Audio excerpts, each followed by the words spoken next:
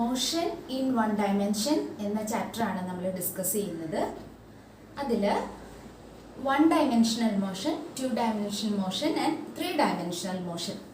1 dimensional motion നിങ്ങൾക്കറിയാം, motion along A straight line. Straight ലൈനിലൂടെ ഒരു വസ്തു സഞ്ചരിക്കുന്നതിനെയാണ് 1 dimensional motion എന്ന് പറയുന്നത്. എക്സാമ്പിൾ എന്താണ്? ഒരു നേരെയുള്ള റോഡിൽ, സ്ട്രെയിറ്റ് റോഡിലൂടെ ഒരു കാറ് പോകുന്നത്. That's an example for 1 dimensional motion. അപ്പോൾ what is 1 dimensional motion? It is a motion along a straight line. ഇനി എത്ര സ്ട്രെയിറ്റ് ലൈനിലൂടെ ഒരു വസ്തു സഞ്ചരിക്കുമ്പോൾ നമുക്ക് ഒരു ആക്സിസ് മതി അല്ലേ? ഇങ്ങനെ ഒരു ആക്സിസ് മതി. ഇങ്ങനെ സാധാരണ നമ്മൾ ഇങ്ങനെ വരയ്ക്കുന്നതിന് എക്സ് ആക്സിസ് എന്ന പേരിടുക. അപ്പോൾ പൊസിഷൻ നമുക്ക് ഡിസ്ക്രൈബ് ചെയ്യാൻ ഒരു കോർഡിനേറ്റ് മതി. നമ്മൾ എപ്പോഴും ഒറിജിനായിട്ട് ചൂസ് ചെയ്യുന്ന പോയിന്റ് അത് നമ്മൾ 0 ആണ് സാധാരണ കൊടുക്കാറ്. പിന്നെ കുറച്ച് സമയം കഴിയുമ്പോൾ ആ ഒബ്ജക്റ്റ് എവിടെ എത്തി, അങ്ങനെ പൊസിഷൻ നമുക്ക് റെപ്രസെന്റ് ചെയ്യാൻ only one coordinate is needed, x or y. അത് നമ്മൾ ആക്സിസിന് മുകളിലേക്കുള്ള ആക്സിസ് ആണ് നമ്മൾ കൺസിഡർ ചെയ്യുന്നെങ്കിൽ y ആക്സിസ് എന്ന് കൊടുക്കുക. അപ്പോൾ only one coordinate is needed to describe the motion of particle in one dimension. Next is 2 dimensional motion. 2 dimensional motion എന്ന് പറഞ്ഞാൽ എന്താണ്? Motion in a plane. ഇപ്പം ഞാൻ ഈ ബോർഡ് പറയാണ്. ബോർഡ് എന്ന് പറയുന്നത് ഒരു 2D ആണ്. 2 ഡയമെൻഷനിൽ എങ്ങനെ നമുക്ക് എക്സ് ആക്സിസും വൈ ആക്സിസും വെച്ചാണ് റിപ്രസെന്റ് ചെയ്യുന്നത് അല്ലേ? 2 ആക്സിസ് വെച്ച് എക്സ് വൈ ഇസഡ് 3 ആക്സിസുകളാണ് നമ്മൾ സാധാരണ ഉപയോഗിക്കുന്നത്. അതിൽ ഏതെങ്കിലും 2 ആക്സിസ് വെച്ച് ഒരു ഗ്രാഫ് പോലെ ആ വസ്തുവിൻ്റെ പൊസിഷൻ നമുക്ക് ആ വസ്തു ഇവിടെ എത്തി എന്ന് പറഞ്ഞാൽ ആ പൊസിഷനിൽ നിന്ന് താഴേക്ക് നമ്മൾ ഡോട്ടഡ് ലൈൻ ഇട്ട് വരയ്ക്കുമ്പോൾ നമുക്ക് അതിൻ്റെ എക്സ് കോർഡിനേറ്റ് കിട്ടും. അതേപോലെ ഇങ്ങോട്ട് ലെഫ്റ്റ് സൈഡിലേക്ക് വൈ ആക്സിസിലേക്ക് മാർക്ക് ചെയ്താൽ നമുക്ക് വൈ കോർഡിനേറ്റ് കിട്ടും. അപ്പോൾ നമുക്ക് ഇവിടെ പൊസിഷൻ ഡിസ്ക്രൈബ് ചെയ്യാൻ 2 കോർഡിനേറ്റ്സ് വേണം. So what is 2 dimensional motion? Motion along a plane. ഒരു പ്ലെയിനിലൂടെയുള്ള ചലനമാണ് 2 dimensional motion എന്ന് പറയുന്നത്. എക്സാമ്പിൾ, ഒരു ഗ്രൗണ്ടിലൂടെ ഒരു കുട്ടി ഓടി നടക്കുന്നത്. That's an example for 2 dimensional motion. ഇനി നമ്മുടെ പ്ലാനറ്റ്സ് സണ്ണിന് ചുറ്റും റിവോൾവ് ചെയ്യുന്നത്, അതൊന്നും ആലോചിച്ച് നോക്കിക്കേ. ഇങ്ങനെ സർക്കുലാർ പാത്തിലൂടെ അല്ലെങ്കിൽ എലിപ്റ്റിക്കൽ ഓർബിറ്റിലൂടെയാണ് പ്ലാനറ്റ്സ് റിവോൾവ് ചെയ്യുന്നത്. അത് നമുക്ക് 2 dimension സർക്കിൾ അല്ലെങ്കിൽ എലിപ്സ് നമുക്ക് ഒരു പ്ലെയിനിൽ നമുക്ക് വരയ്ക്കാം. അപ്പോൾ അത് 2 dimensional മോഷന് എക്സാമ്പിളാണ്. Only 2 coordinates are needed to describe the motion of a particle in 2 dimensional motion. ഇനി 3 dimensional motion എന്ന് പറയുമ്പോൾ എന്താണ്? സ്പേസിലൂടെയുള്ള എന്ന് പറഞ്ഞാൽ സാധാരണ നമ്മുടെ എല്ലാ ചലനങ്ങളും 3 dimensional മോഷനിൽ പെടും. 1 dimensional മോഷൻ എന്ന് പറഞ്ഞാൽ ഒരു സിംഗിൾ ഡയമെൻഷനിലേക്കായിട്ട് അല്ലെങ്കിൽ സ്ട്രെയിറ്റ് ലൈനിലൂടെ ആയിട്ട് റെസ്ട്രിക്റ്റ് ചെയ്തിരിക്കുകയാണ്. അതേപോലെ 2 dimensional മോഷനും അതേ ഒരു പ്ലെയിനിലൂടെ മാത്രമായിട്ട് റെസ്ട്രിക്റ്റ് ചെയ്തിരിക്കുകയാണ്. ബാക്കി എല്ലാ ചലനങ്ങളും, പ്രപഞ്ചത്തിലെ സാധാരണ എല്ലാ ചലനങ്ങളും ഏത് വിഭാഗത്തിൽ വരും? 3 dimensional മോഷൻ. ഒരു പ്ലെയിൻ പറന്നു പോകുന്നത്, അല്ലെങ്കിൽ ഒരു കുട്ടി ഓടിച്ചാടി നടക്കുന്നത്, ഒരു പക്ഷി പറക്കുന്നത്, എല്ലാം 3 dimensional മോഷന് എക്സാമ്പിൾ ആണ്. എത്ര കോർഡിനേറ്റ്സ് വേണം 3 dimensional മോഷനെ റെപ്രസെന്റ് ചെയ്യാൻ വേണ്ടിയിട്ട്? 3 coordinates are needed. Again, I repeat, what is 3 dimensional motion? Motion along space. അപ്പോൾ നിങ്ങൾ എക്സാമിന് പഠിക്കുമ്പോൾ അതിൻ്റെ ഡെഫിനിഷനും പഠിക്കുക, എക്സാമ്പിൾസും ഇമ്പോർട്ടൻ്റ് ആണ്. Sometimes examples R asked in order to classify them according to 1, 2 or 3 dimensional motion. ഇനി നെക്സ്റ്റ് ഈസ് പോയിന്റ് ഒബ്ജക്റ്റ്. എന്താണ് point object? Point object എന്ന് പറഞ്ഞാൽ ഒരു പോയിന്റ് കണക്കിയുള്ള ഒബ്ജക്റ്റ് എന്ന് പറഞ്ഞാൽ ആ ഒബ്ജക്റ്റ് ട്രാവൽ ചെയ്ത ഡിസ്റ്റൻസിനെ അപേക്ഷിച്ച് ആ ഒബ്ജക്റ്റിൻ്റെ സൈസ് ചെറുതാണെങ്കിൽ അങ്ങനെയുള്ള ഒബ്ജക്ട്സിനെ നമുക്ക് പോയിന്റ് ഒബ്ജക്റ്റ് എന്ന് വിളിക്കാം. വസ്തുവിൻ്റെ സൈസ് ആക്ച്വലി അത് ചെറുതായിരിക്കില്ല. നമുക്കൊരു കാറിനെയോ ബസ്സിനെയോ ഒരു ട്രെയിനിനോ വേണമെങ്കിൽ പോയിന്റ് ഒബ്ജക്റ്റ് ആയിട്ട് കൺസിഡർ ചെയ്യും. എപ്പോഴാണ്? If they have travel thousands of kilometers travel ചെയ്ത ഒരു ട്രെയിനിനെ നമുക്ക് പോയിന്റ് ഒബ്ജക്റ്റ് ആയിട്ട് എടുക്കാം. അപ്പം നമ്മൾ ഈ ചാപ്റ്ററിൽ മുഴുവൻ പോയിന്റ് ഒബ്ജക്ട്സിനെ കുറിച്ചാണ് പഠിക്കുന്നത്. അതായത് ആ ഒബ്ജക്റ്റിൻ്റെ സൈസ് നമ്മൾ കൺസിഡർ ചെയ്യേണ്ട ആവശ്യം വരുന്നില്ല if the object is travel lot of distance. Okay. Next is scalars and vectors. സ്കെയിലറും വെക്ടർ. സ്കെയിലർ ക്വാണ്ടിറ്റി എന്ന് പറയുന്നത് നമ്മൾ ഈ വർഷവും അതിനു മുമ്പും നിങ്ങൾ ഒരുപാട് ക്വാണ്ടിറ്റീസ്, ഫോഴ്സ്, ഡിസ്റ്റൻസ്, പ്രഷർ, അങ്ങനെ ഒരുപാട് ക്വാണ്ടിറ്റീസ് പഠിക്കുന്നുണ്ട്. നമ്മൾക്ക് അറിയാവുന്ന ക്വാണ്ടിറ്റീസ് അവയെ രണ്ടായിട്ട് തിരിച്ചിരിക്കുകയാണ്, സ്കെയിലേഴ്സും വെക്ടേഴ്സുമായിട്ടും. എന്താണ് സ്കെയിലർ ക്വാണ്ടിറ്റി? ഒരു അളവ് മാത്രമുള്ള ക്വാണ്ടിറ്റീനെയാണ് സ്കെയിലർ എന്ന് പറയുന്നത്. Quantities having only magnitude. അതേസമയം മാഗ്നിറ്റ്യൂഡിൻ്റെ കൂടെ ഒരു ഡയറക്ഷനും കൂടെ നമുക്ക് സ്പെസിഫൈ ചെയ്ത് പറയാമെങ്കിൽ അതിനെ വെക്റ്റർ എന്ന പേര് വിളിക്കുക. ഫോർ എക്സാമ്പിൾ ഫോഴ്സ് നമ്മളൊരു ഫോഴ്സ് കൊടുക്കുകയാണ്. ഒരു ഫോഴ്സ് ഇതാ ഇപ്പം ഞാൻ ഈ ബോർഡിലേക്ക് ഒരു ഫോഴ്സ് കൊടുത്ത് ഈ ബോർഡിനെ അങ്ങോട്ട് തള്ളുകയാണ്. അപ്പം ഞാൻ എങ്ങോട്ട് തള്ളുന്നു ആ ഫോഴ്സിന് അവിടെ കൃത്യമായ ഡയറക്ഷൻ ഉണ്ട്. അങ്ങനെ കൃത്യമായ ഡയറക്ഷനും കൂടി പറയാൻ പറ്റുന്ന ക്വാണ്ടിറ്റീസ് ആണ് വെക്റ്റേഴ്സ് എന്ന് പറയുന്നത്. അപ്പോൾ what are scalars? Quantities having only magnitude, and vectors are quantities having both magnitude and direction. സ്കെയിലറിന് എക്സാമ്പിൾ ആണ് ഡിസ്റ്റൻസ്. നമ്മളിപ്പോൾ ഒരു ഒബ്ജക്റ്റ് ട്രാവൽ ചെയ്യുന്ന ഒരു ഡിസ്റ്റൻസ്, ഒബ്ജക്റ്റ് മീൻസ് ഒരു കാർ ഒരു കുറേ ഡിസ്റ്റൻസ് ട്രാവൽ ചെയ്യുകയാണ്. ആ കാറ് ട്രാവൽ ചെയ്ത ഡിസ്റ്റൻസ് എന്ന് പറയുന്നത് ഒരു സ്കെയിലർ ക്വാണ്ടിറ്റിയാണ്. Pressure, work, these all are scalar quantities. അതേസമയം ഫോഴ്സ്, വെലോസിറ്റി എന്ന് പറയുന്നത് നമ്മൾ മുൻ ക്ലാസ്സുകളിൽ നിങ്ങൾ പഠിച്ചിട്ടുണ്ട്. ഫോഴ്സും വെലോസിറ്റിയും ഒക്കെ വെക്ടേഴ്സിൽ വരുന്നതാണ്. ഇനി നമ്മൾ ഈ ചാപ്റ്ററിൽ മോഷനുമായിട്ട് കണക്ട് ചെയ്ത് വരുന്ന ടേംസ് നിങ്ങൾ ചെറിയ ക്ലാസ്സിൽ ഓൾറെഡി പഠിച്ചിട്ടുള്ളതാണ്.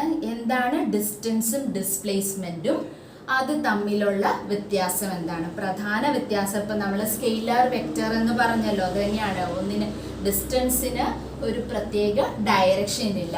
ഫോർ എക്സാമ്പിൾ ഒരാൾ എയിൽ നിന്ന് ബിയിലേക്ക് ഇങ്ങനെ ഒരു കർവിലൂടെ, ഒരു വളഞ്ഞ വഴിയിലൂടെ ട്രാവൽ ചെയ്യാണ്. അപ്പോൾ ആ ആള് സഞ്ചരിച്ച പാത്തിൻ്റെ ആകെ length, total length of the path travelled, അതിനെയാണ് ഡിസ്റ്റൻസ് എന്ന് പറയുക. അതേസമയം ഡിസ്പ്ലേസ്മെന്റ് നമ്മൾ എങ്ങനെയാണ് കാൽക്കുലേറ്റ് ചെയ്യുന്നത്? ഫൈനൽ പൊസിഷനും ഇനീഷ്യൽ പൊസിഷനും തമ്മിലുള്ള സ്ട്രെയിറ്റ് ലൈൻ ഡിസ്റ്റൻസ്. ഇങ്ങനെ ഒരു ഇനീഷ്യൽ പൊസിഷൻ ഏതാന്ന് നോക്കുന്നു, ഫൈനൽ പൊസിഷൻ ഏതാന്ന് നോക്കുന്നു, രണ്ടും തമ്മിലൊരു സ്ട്രെയിറ്റ് ലൈൻ വരച്ചാൽ ആ സ്ട്രെയിറ്റ് ലൈൻ ഡിസ്റ്റൻസിനെയാണ് ഡിസ്പ്ലേസ്മെന്റ് എന്ന് പറയുന്നത്. ഇനി അതിനൊരു ഡയറക്ഷൻ കൂടിയുണ്ട്. എവിടെ നിന്ന് എങ്ങോട്ടേക്കാണോ ട്രാവൽ ചെയ്തത്, എയിൽ നിന്ന് ബിയിലേക്ക് ട്രാവൽ ചെയ്താൽ നമ്മൾ ഡയറക്ഷൻ ഇങ്ങനെ മാർക്ക് ചെയ്യും. ഓക്കെ, അപ്പോൾ ഇതിലേതാ കൂടുതൽ ഡിസ്റ്റൻസ്? ഡിസ്പ്ലേസ്മെന്റ് അവിടെ കുറവാണ്. സംടൈംസ് സ്ട്രെയിറ്റ് ലൈനിൽ തന്നെയാണ് ട്രാവൽ ചെയ്തെങ്കിൽ ഇവിടെ ഡിസ്റ്റൻസും ഡിസ്പ്ലേസ്മെന്റും ഒക്കെ സെയിം ആണ്. പക്ഷെ ഡിസ്റ്റൻസിന് നമ്മൾ ഡയറക്ഷൻ കൺസിഡർ ചെയ്യില്ല എന്ന് മാത്രം. അപ്പോൾ ഡിസ്റ്റൻസ് എന്താണെന്ന് ഒന്നുകൂടെ പറയാം. It is the total length of the path travelled by an object, and displacement is the straight line distance between initial and final position of the objects, which is scalar distance, and displacement is a vector quantity. ഇനി രണ്ടിൻ്റെ SI unit metre ആണ്. Metre is the SI unit. വേറെ യൂണിറ്റുകൾ ഉപയോഗിക്കാം, centimetre, kilometre. ആ object travel ചെയ്ത distance അനുസരിച്ച് നമ്മൾ പല കൺവീനിയൻ്റ് ആയിട്ടുള്ള ഡിസ്റ്റൻസുകളും അളക്കാൻ ഉപയോഗിക്കും. But SI unit is metre. ഇനി which is greater? Sometimes distance can be greater than displacement, പക്ഷേ ഈക്വലും ആകാം. അപ്പോൾ distance can be greater than or equal to. ഈ സിമ്പൽ അറിയാലോ, ഇത് ഗ്രേറ്റർ ദാൻ, അതിൻ്റെ കൂടെ വരേണ്ടിട്ട് or equal to. Greater than ആകാം, അല്ലെങ്കിൽ ഈക്വൽ ടു ഡിസ്പ്ലേസ്മെൻ്റ് ആകാം. ഇനി ഡിസ്പ്ലേസ്മെൻറ്റ് നമ്മൾ കാൽക്കുലേറ്റ് ചെയ്യുമ്പോൾ ഡിസ്റ്റൻസ്, ഒരു ഒബ്ജക്റ്റ് എയിൽ നിന്ന് ട്രാവൽ ചെയ്ത് തിരിച്ച് എയിൽ തന്നെ എത്തി. അപ്പോൾ what is the displacement of the object? നമ്മൾ ഇനീഷ്യൽ പൊസിഷനും ഫൈനൽ പൊസിഷനും അവിടെ സെയിം തന്നെയാണ്. So displacement is equal to 0. പക്ഷേ അവിടെ ഡിസ്റ്റൻസ് 0 ആകുന്നില്ല. അപ്പോൾ displacement can be 0, but distance cannot be 0 for a travelling object. ഒരു മൂവിങ് ഒബ്ജക്റ്റിന് ഡിസ്റ്റൻസ് ഒരിക്കലും 0 ആകില്ല, പക്ഷേ displacement can be equal to 0. അപ്പോൾ നമുക്ക് അതിൻ്റെ ഈ ഡിസ്റ്റൻസും ഡിസ്പ്ലേസ്മെൻറ്റും തമ്മിലുള്ള ഡിഫറൻസുകൾ പഠിക്കണം. ഓക്കെ, ഇനി സ്പീഡ് ആൻഡ് വെലോസിറ്റി, നമ്മൾ ഡിസ്റ്റൻസും ഡിസ്പ്ലേസ്മെന്റും പറയുന്നുണ്ടല്ലോ, അതിൽ നിന്ന് തന്നെയാണ് സ്പീഡും വെലോസിറ്റിയും വരുന്നത്.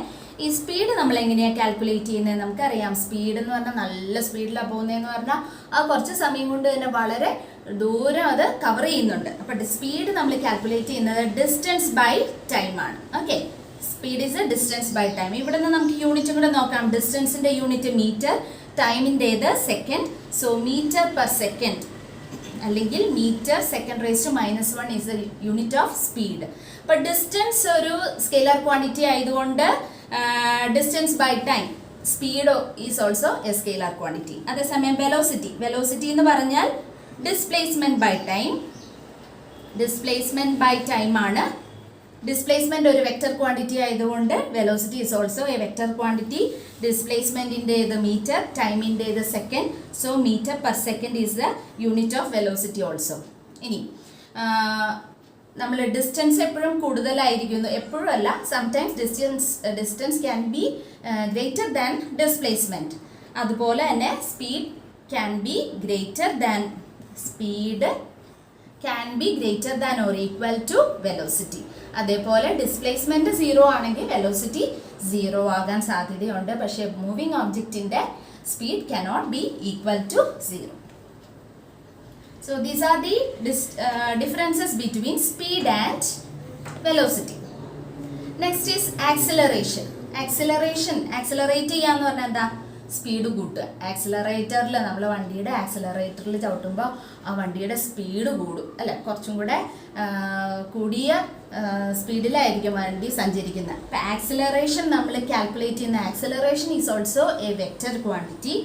ഒരു സെക്കൻഡും കൊണ്ട് എന്തോരം അതിൻ്റെ വെലോസിറ്റി ചേഞ്ച് ചെയ്യുന്നുണ്ട്, വെലോസിറ്റി വർദ്ധിക്കുന്നുണ്ട്, അതിനെയാണ് നമ്മൾ ആക്സിലറേഷൻ എന്ന് അളക്കുന്നത്. ആക്സിലറേഷൻ എന്ന് പറഞ്ഞാൽ എന്താണ്?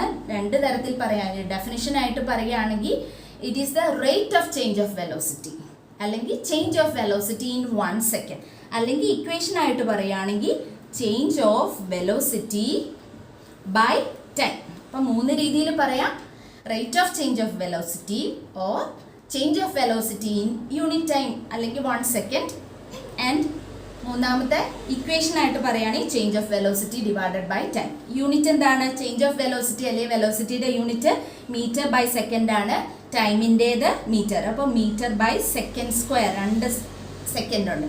മീറ്റർ ബൈ സെക്കൻഡ് സ്ക്വയർ അല്ലെങ്കിൽ metre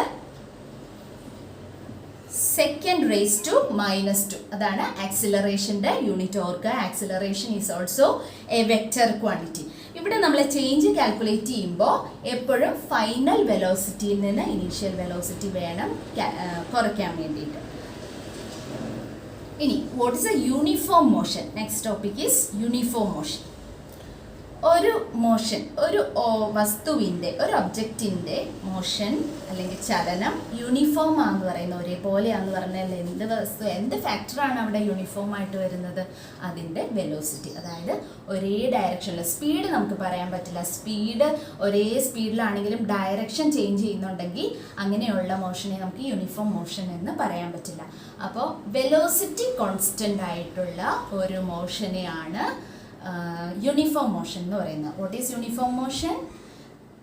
If velocity of the object is constant, it can be called uniform motion. Okay. ഇനി നോൺ യൂണിഫോം മോഷനിൽ എന്തായിരിക്കും? Velocity is not constant.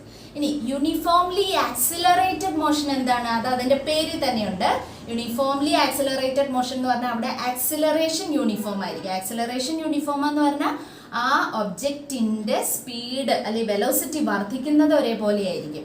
അതായത് ആദ്യത്തെ ഒരു സെക്കൻഡിൽ 10 മീറ്റർ പെർ സെക്കൻഡ് വെലോസിറ്റി വർദ്ധിക്കുന്നെങ്കിൽ അടുത്ത സെക്കൻഡിൽ 10 മീറ്റർ പെർ സെക്കൻഡ് വെച്ച് തന്നെ ഇങ്ങനെ ചേഞ്ച് ചെയ്തുകൊണ്ടേയിരിക്കും. ആക്സിലറേഷൻ, ചേഞ്ച് ഓഫ് വെലോസിറ്റി അവിടെ സെയിം ആയിരിക്കും. ഓക്കെ, അപ്പോൾ how can we define uniformly accelerated motion? Simple ആണ്. ഇതിൻ്റെ യൂണിഫോം ആക്സിലറേറ്റഡ് മോഷൻ എന്ന് പറഞ്ഞാൽ ആക്സിലറേഷൻ ഈസ് യൂണിഫോം, അങ്ങനെ ഡിഫൈൻ ചെയ്താൽ മതി. If the acceleration of motion is uniform, it can be called uniformly accelerated motion. അല്ലെങ്കിൽ if the change of velocity is equal in equal intervals of time, then such a motion can be called uniformly accelerated motion. ഇനി retardation അല്ലെങ്കിൽ deceleration. Retardation എന്ന് പറഞ്ഞാൽ negative acceleration. Acceleration എന്ന് പറഞ്ഞാൽ speed അല്ലെങ്കിൽ velocity വർദ്ധിക്കുക ചെയ്യുന്നത്. Speed കുറഞ്ഞു വരുന്നതിന് അല്ലെങ്കിൽ വെലോസിറ്റി കുറഞ്ഞു വരുന്നതിന് റിട്ടാർഡഡ് മോഷൻ എന്ന് പറയും, അല്ലെങ്കിൽ ഡീസിലറേഷൻ. ആ ആക്സിലറേഷൻ്റെ ഓപ്പോസിറ്റ് നമ്മൾ ചെറിയ ക്ലാസ്സിലൊക്കെ ഓപ്പോസിറ്റ് പഠിക്കുമല്ലോ. അപ്പോൾ ആക്സിലറേഷൻ്റെ ഓപ്പോസിറ്റ് ഡീസിലറേഷൻ. എന്താണ് deceleration? Negative acceleration. What is negative acceleration called? Deceleration or retardation. അപ്പോൾ റിട്ടാർഡഡ് മോഷൻ എന്ന് പറഞ്ഞാൽ എന്താണ്? അതിൻ്റെ വെലോസിറ്റി കുറഞ്ഞു വരുന്നു. ഓക്കെ.